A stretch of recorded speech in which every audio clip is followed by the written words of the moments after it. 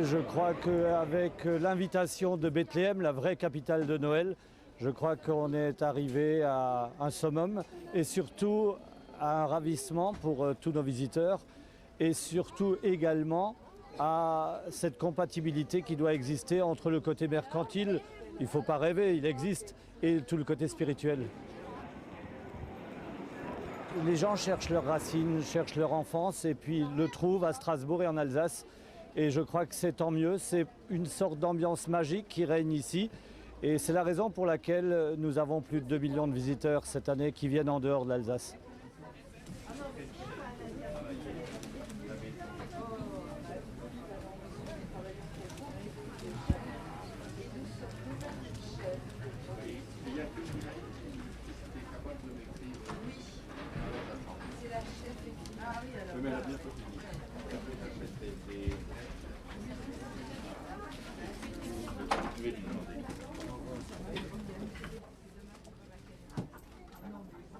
C'est une façon de partager avec les autres et de communiquer avec les autres et de festoyer ensemble pour fêter la fête de la lumière. On est heureux d'être ici déjà parce qu'il y a quelque chose de magique dans ce marché. Dès que vous pénétrez dans l'enceinte du marché de Noël, il se passe quelque chose, il y a une émotion. On sent quelque chose de vraiment particulier. Et donc pour nous c'est un bonheur d'être là. Pour nous Noël c'est une fête premièrement qui réunit les amis et la famille. Ensuite ce sont les odeurs. C'est l'ouverture vers la lumière, c'est le retour vers le printemps. Et c'est tout un mélange comme ça de senteurs. C'est vraiment particulier. Alors on a fait cette tradition cette année parce qu'on est jumelé avec la ville de Bethléem. Et puisqu'on sait que l'étoile donc, a conduit les rois mages à Bethléem, on a symboliquement mis la myrrhe et l'encens de Bethléem sur le stand, sachant que dans peu de temps, c'est-à-dire pour le 6 janvier, on fera un pain d'épices qui sera doré. Donc ainsi, vous aurez la myrrhe, l'or et l'encens. Lorsque les mages sont venus adorer l'enfant Jésus, ils ont offert ceci symboliquement en pensant que ça lui ferait quelque chose de bien, enfin quelque chose de bénéfique.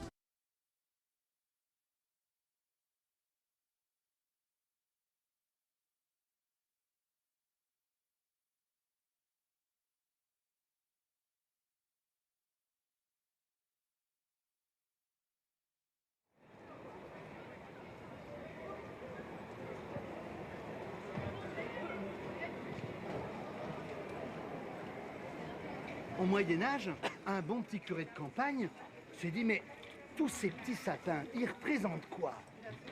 Ils représentent l'arbre du paradis. Et l'arbre du paradis, mais moi je veux le montrer à tout le monde le jour de Noël. Donc il a planté un sapin devant son église. Puis ce sapin, il était un peu triste. Alors il a eu l'idée, il s'est dit, le sapin, il vient de Adam et Ève, paradis. Donc il les a représentés, il a découpé un petit monsieur, une petite dame, et il les a plantés sur le sapin. Après il s'est dit, il est joli mon sapin de Noël, mais il est un peu triste. Donc il a mis la pomme, la première pomme, la tentation. Et puis un jour au Moyen-Âge, paf, sécheresse, dans toute l'Alsace, plus de pommes de pin. Mince, qu'est-ce qu'on fait avec notre sapin de Noël? On a bonne mine. Alors les verriers qui habitaient juste à côté, à Masenthal, se sont dit, c'est pas grave, nous, on va se débrouiller, on va vous trouver quelque chose. Et ils ont soufflé les premières boules de Noël. Voilà, c'est de là que vient l'arbre de Noël. Et c'est alsacien, ça date du 15e siècle. Célestin.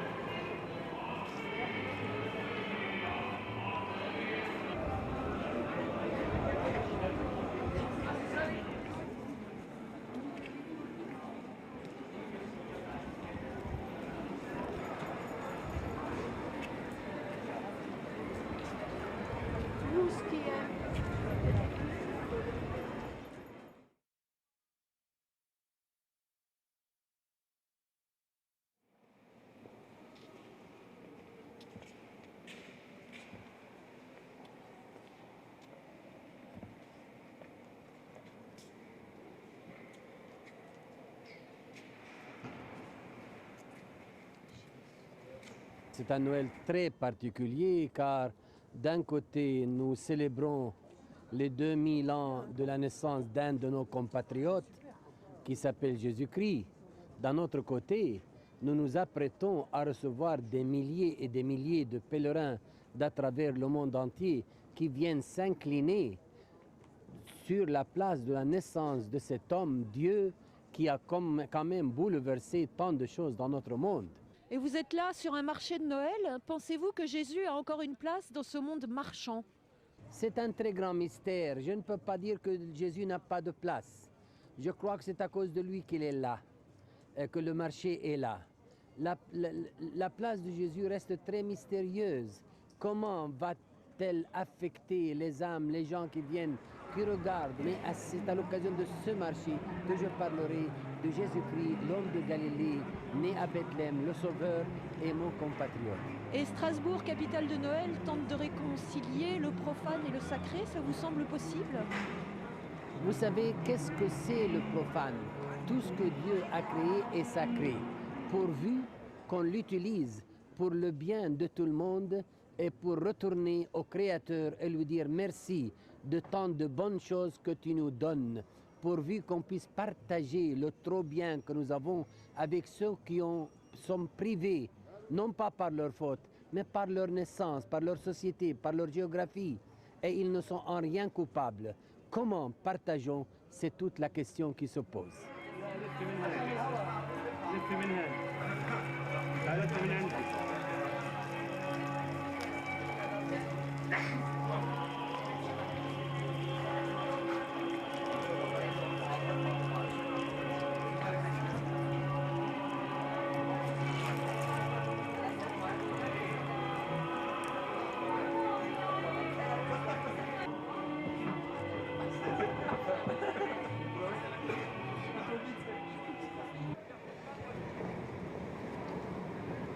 Il y a la porte.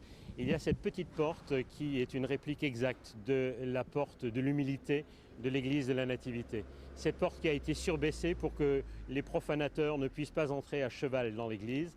Et nous avons reconstruit cette petite porte en nous basant sur la phrase d'Elias Chakour qui nous dit « Je ne suis pas né juif, je ne suis pas né chrétien, je ne suis pas né musulman, je suis né bébé ». Alors nous aussi, baissons-nous un instant devant cette porte, entrons par cette petite porte dans un petit espace modeste de réflexion, de méditation. Nous pouvons écouter un peu de musique et allons vers cette fontaine de l'eau de la Nativité, de l'eau du Jourdain, cette eau du Jourdain qui a baptisé le Christ, cette eau que l'on ne bénit pas, cette eau qui provient de l'autre fleuve sacré de l'humanité, le fleuve sacré des chrétiens qui est le Jourdain. Et je crois qu'à travers cela, nous sommes en pleine symbolique et qu'à travers cette symbolique, nous pouvons apporter du sens à ce qui sera le début de l'an 2000. Ne nous posons pas la question angoissée de savoir ce que l'an 2000 nous réserve. Posons-nous la question en tant qu'enfants, en tant que bébés devant cet an 2000, de savoir ce que nous allons pouvoir apporter à cet an 2000 et de quelle manière nous allons pouvoir le construire. Nous avons fait extraire des carrières aux alentours de Bethléem, 17 monolithes, de 3,5 tonnes chacun, de 2 mètres de haut. Et 17 sculpteurs ont bénévolement offert leur travail, qu'ils soient strasbourgeois, plus largement français, qu'ils viennent d'Allemagne. Nous avons un Italien, un Anglais, un Japonais qui est venu travailler depuis le Japon et qui ont sculpté ces pierres qui se trouvent aujourd'hui sur cette place du château et qui en ont fait des piliers, qui en ont fait des colonnes, qui en ont fait des pierres levées. Ces pierres levées sont réunies pour la seule fois de leur histoire ici et elles vont être séparées, elles vont s'étager selon un chemin entre Strasbourg et Bethléem. 3 de ces pierres vont rester, 3 de ces sculptures vont rester au pied de la cathédrale de Strasbourg pour figurer le début d'un chemin et les autres vont, à travers la vieille ville de Bethléem, amener jusqu'à l'église de la Nativité. Nous allons ainsi créer un chemin permanent, d'un chemin de pierre, entre la cathédrale de Strasbourg et l'église de la Nativité et ceci rappellera d'une façon permanente l'histoire qui se déroule, qui commence entre Strasbourg et Bethléem.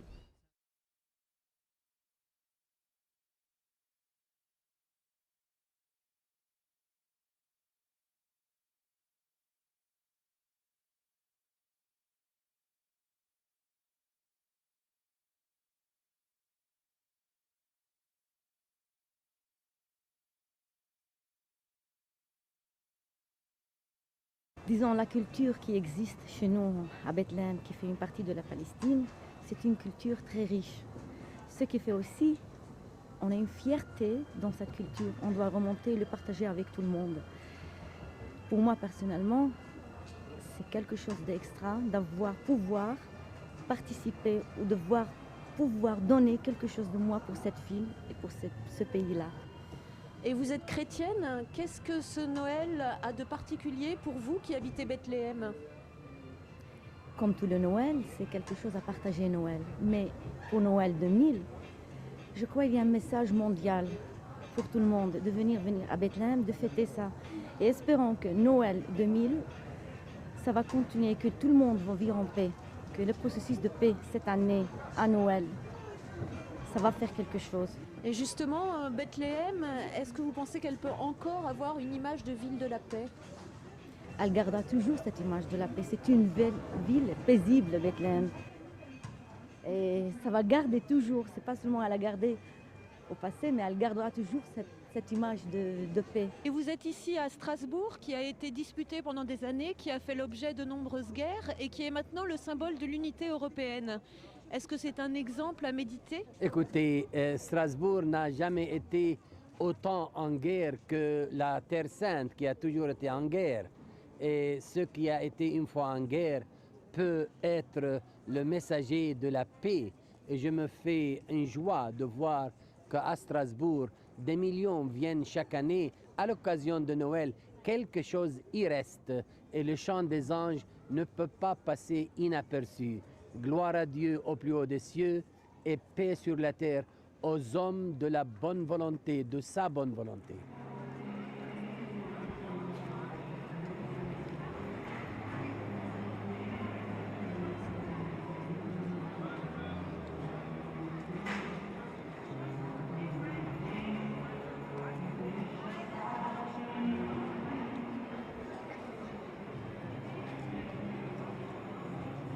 L'usurpation du titre, on va y mettre fin.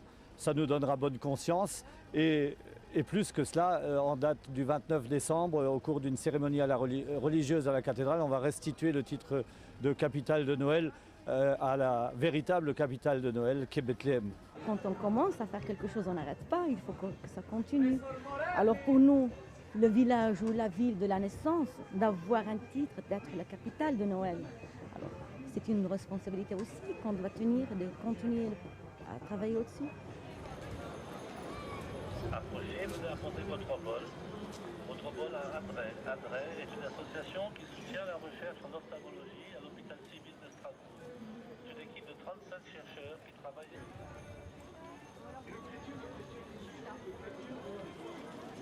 Je suis là. Monsieur.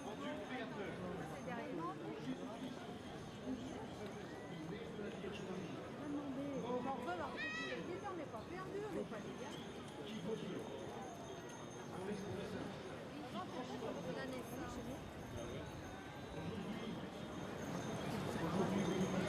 De lumière, il reste.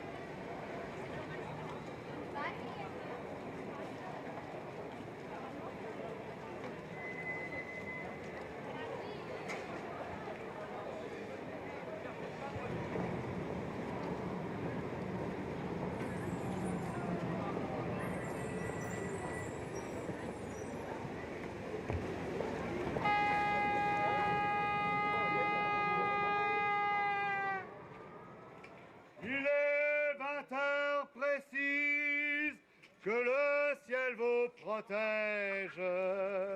Vous êtes sous la garde de mes lanternes et hallebardes. Bien le bonsoir, messieurs, dames. Je suis votre veilleur de nuit.